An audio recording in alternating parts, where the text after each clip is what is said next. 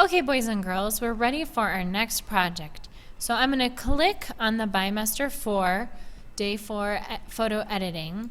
The instructions are right here, and then next door will be the work that you're going to do.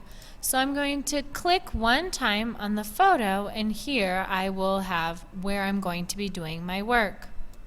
I'm going to then go next door and I'm going to do a Google search of different structures, buildings, monuments, and we're going to keep it with that in that theme. You could do one that you already did with pre-modern and modern structures, and you could also, or you could find a different one. But the goal is to either find a statue, a monument, a landmark, a building, and that is what you're going to find. So how do I find a picture? What you're going to look for is, it's best if you can find one that is horizontal, not vertical. That will best fit on the page in this area.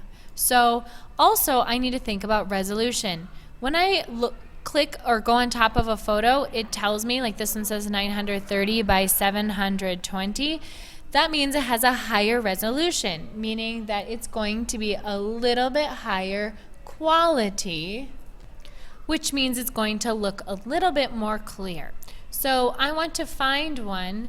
So if I click on one, it also tells me right here. So around 1,000, 900, 800 is good. 500 is probably too low. 3,000 is probably too high. So I'm going to find one.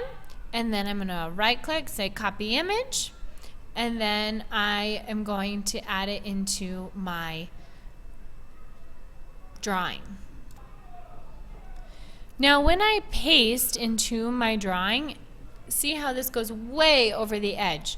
So I need to go to the corner, I need to pull it down, I'm going to try to bring it up, and I'm going to try to make it as best as I can fit my page. Now notice how I can see it's going off a little bit.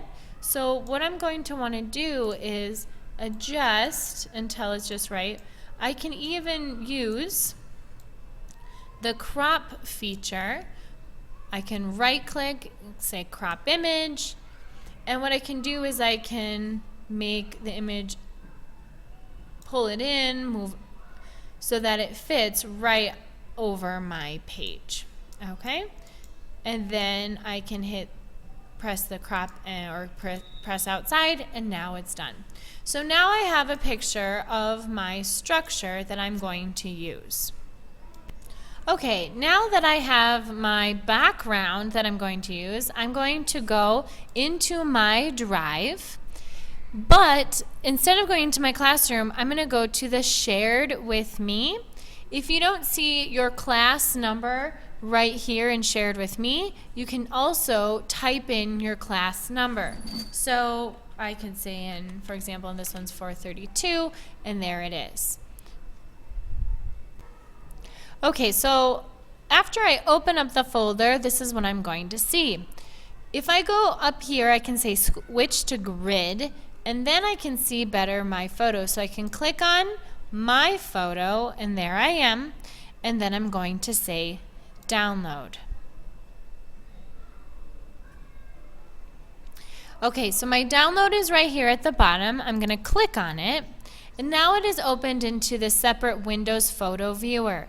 So what I have to do is I have to go File, Make a Copy.